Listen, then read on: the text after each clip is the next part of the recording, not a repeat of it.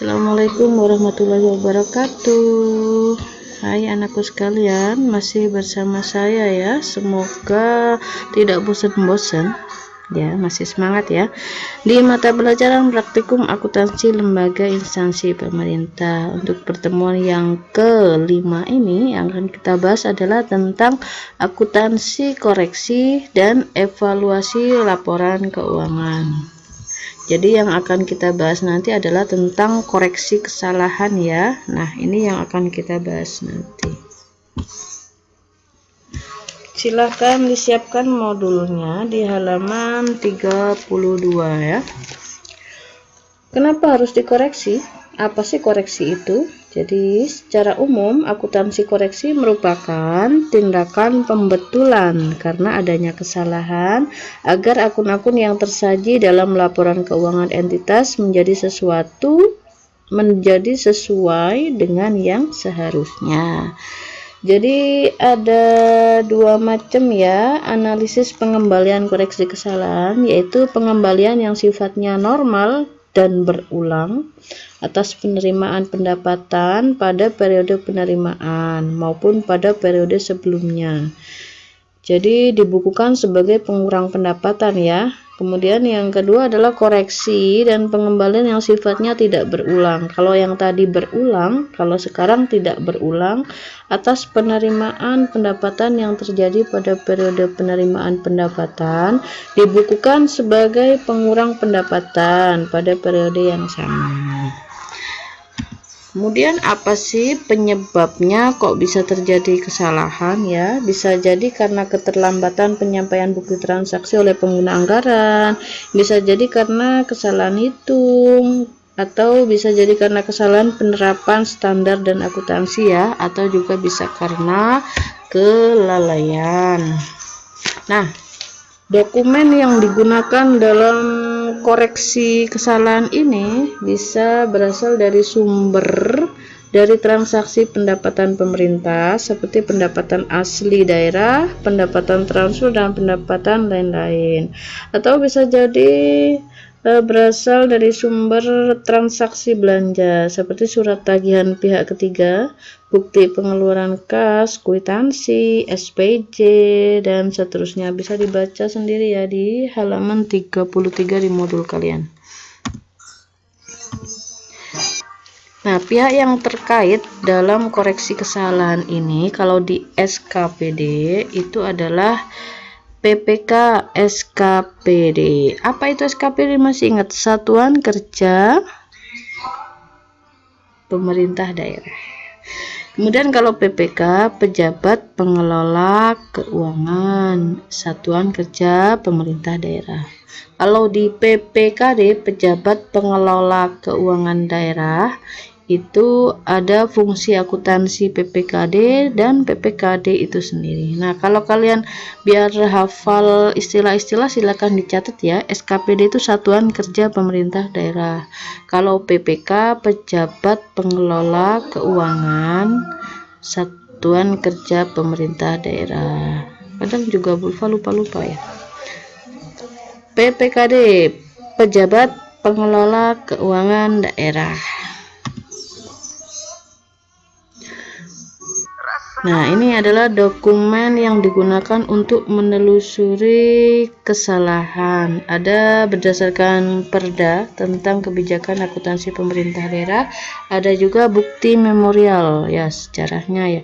Kemudian SP2D, surat perintah pencairan dana. Nah, dari bukti-bukti itu bisa kita telusuri kesalahannya berasal dari mana.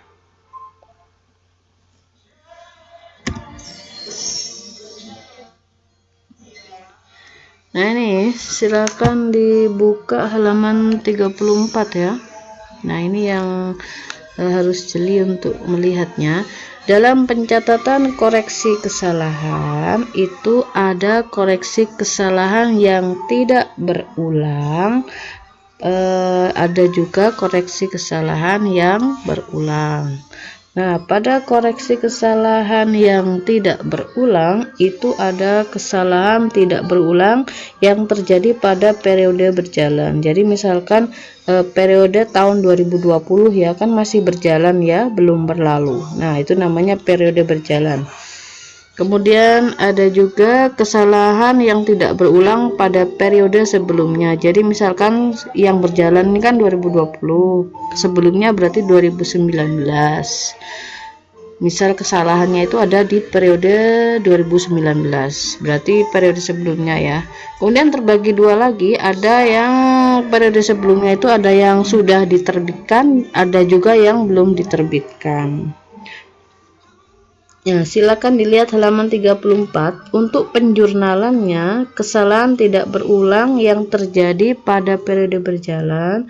Jika terjadi kesalahan ya, itu contoh, silakan dilihat halaman 34. Pengembalian pendapatan hibah yang diterima pada tahun yang bersangkutan kepada pemerintah pusat karena terjadi kesalahan pengiriman oleh pemerintah pusat. Jadi pemerintah pusat itu keliru ya, ternyata keliru mau ngirim ternyata ke kita. Akhirnya untuk penulisannya adalah kas di kas daerah sebelah debit pendapatan hibah dari pemerintah LO itu adalah jurnal laporan operasional dan neraca. Untuk di jurnal realisasi anggarannya itu kan perubahan sal dan pendapatan hibah dari pemerintah. Nah, untuk koreksinya karena kita sebelumnya mendapatkan transfer dari pemerintah pusat kan, berarti kas sebelah debit. Kemudian ternyata salah kirim ke kita, akhirnya kita harus mengembalikan. Jadi jurnal koreksinya adalah kas berkurang di sebelah kredit di halaman 35 ya, yaitu kas di kas daerah sebelah kredit, debitnya adalah pendapatan hibah dari pemerintah, laporan operasional. Kemudian di jurnal LRA-nya, LRA itu laporan realisasi anggaran ya, kas di sebelah kredit, kas di kas perubahan sal, debitnya adalah pendapatan hibah dari pemerintah, laporan realisasi anggaran. Itu kalau koreksi kesalahan yang tidak berulang. Nah, kalau koreksi kesalahan yang tidak berulang dan terjadi pada periode sebelumnya, silakan dilihat halaman 35. Halaman 35 ya. Contoh, terjadi pengembalian belanja pegawai tahun lalu karena salah penghitungan jumlah gaji. Ya, tahun lalu itu ada yang salah jumlah gajinya. Jurnal awal dengan asumsi pelaksanaan anggaran mengikuti kode rekening BAS. Jurnal laporan operasionalnya adalah seperti itu. Jadi sebelumnya adalah beban pegawai ya, laporan operasional. Kemudian RK, rencana kerja, PPKD, pejabat pengelola keuangan daerah. Dan jurnal LRA-nya adalah belanja pegawai di sebelah debit, kreditnya adalah perubahan sal. Nah, jadi untuk koreksinya adalah kas di kas daerah sebelah debit dan kreditnya adalah pendapatan lainnya laporan operasional. Dan LRA-nya adalah perubahan sal di sebelah debit, kreditnya adalah pendapatan lainnya. Jadi istilahnya tadi jumlah gaji ya, pengembalian belanja pegawai. Jadi kasnya nambah, sebelumnya kan dipakai bayar, kemudian ternyata salah jadi masuk kas lagi, kasnya bertambah jadinya di sebelah debit. Coba lihat halaman 36. Koreksi saat laporan keuangan yang sudah diterbitkan. Kalau sudah diterbitkan, contohnya seperti ini. Terjadi pengembalian belanja pegawai tahun lalu karena salah penghitungan jumlah gaji. Jurnal awalnya, jurnal laporan operasional sebelumnya adalah beban gaji sebelah debit, kas di bendara pengeluaran sebelah kredit. Kemudian LRA-nya adalah beban gaji pokok sebelah debit, kreditnya adalah perubahan sal.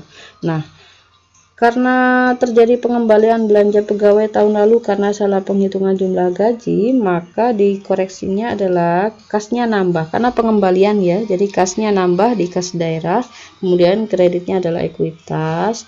Kemudian untuk LRA-nya, laporan realisasi anggarannya, perubahan sal di sebelah debit, kreditnya adalah surplus atau defisit. Kemudian untuk koreksi kesalahan yang dapat menambah maupun mengurangi kas. Nah, ini ada contoh ya, pengembalian pendapatan dana alokasi umum karena kelebihan transfer oleh pemerintah pusat. Nah, karena harus mengembalikan ya, sebelumnya jurnalnya adalah kas sebelah debit karena menerima kan. Kemudian karena dikoreksi dan harus mengembalikan, maka kas dikembalikan ya, jadi kas berkurang, dikoreksinya adalah kas di kas daerah berkurang sebelah kredit, debitnya adalah ekuitas, kemudian LRA-nya adalah surplus atau defisit, kreditnya adalah perubahan sal. Kemudian kesalahan berulang, lihat halaman 37 ya. Pada tanggal 25 Mei 2018, DPP KAD menerima pendapatan pajak bulan dari Supermall Surajaya sebesar 22.500.000. Asumsi pelaksanaan anggaran mengikuti kode rekening BAS. Itu ya singkatannya DPP KAD, Dinas Pendapatan Pengelola Keuangan Aset Daerah. Nah, itu adalah jurnalnya ya. Jurnalnya adalah kas di kas daerah sebelah debit 22.500, kreditnya adalah pajak mall, laporan operasional. Kemudian LRA-nya adalah perubahan sal, debitnya adalah 22.500.000 dan kreditnya adalah pajak mall LRA. Jika ada yang ditanyakan nanti silakan di kolom komentar ya. Kemudian untuk selanjutnya lihat contoh soal halaman 38. Pada tanggal 28 Mei atas pajak mall yang diterima dari Surajaya Supermall dan terjadi kelebihan pembayaran. Jadi kelebihan pembayaran ya. Karena kelebihan berarti harus mengembalikan. Karena harus mengembalikan berarti kas sebelah kredit. Kemudian halaman 38 nomor 3, tanggal 10 Maret ditemukan kesalahan pencatatan belanja cetak sebesar 6.500.000 yang seharusnya 5.600.000. Asumsi pelaksanaan anggaran mengikuti kode rekening BAS. Nah, itu adalah jurnalnya ya. Awalnya adalah jurnalnya beban sebelah debit, kreditnya adalah kas berkurang. Kemudian untuk belanja, untuk LRA-nya belanja sebelah debit, kreditnya adalah perubahan sal. Jadi koreksinya adalah, jadi selisihnya ya, kas di bendara pengeluaran 900.000. 900 berasal dari mana? Dari selisihnya ya. 5.600.000 dengan 6.500.000. Kemudian beban persediaan 5.600.000, beban cetak sebelah kredit 6.500.000. Ya, paham enggak kalian? Ya, kalau mau bertanya boleh japri saya, boleh kolom komentar boleh. Tapi coba dipahami di modulnya ya. Insya Allah anak-anakku sekalian bisa ya. Oke, selanjutnya adalah tentang kebijakan akuntansi. Apa sih kebijakan akuntansi itu? Ya, silakan dilihat modulnya halaman 39. Ya, menurut PSAP 10 paragraf 26 menyatakan suatu perubahan kebijakan akuntansi harus dilakukan hanya apabila penerapan suatu kebijakan akuntansi yang berbeda diwajibkan oleh peraturan perundang-undangan atau standar akuntansi pemerintah yang berlaku, atau apabila diperkirakan bahwa perubahan tersebut akan menghasilkan informasi mengenai posisi keuangan, kinerja, atau arus kas yang lebih relevan. Jadi boleh menggunakan perubahan jika memang sudah jika sudah diwajibkan oleh undang-undang yang berlaku. Kemudian jika kebijakan akuntansi itu memang benar-benar menghasilkan informasi yang lebih relevan, dan tidak boleh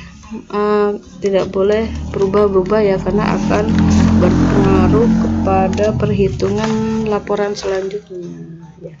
Ada hal-hal yang tidak bisa tercakup dalam perubahan kebijakan akuntansi ya, yaitu adopsi suatu kebijakan akuntansi pada peristiwa atau kejadian yang secara substansi berbeda.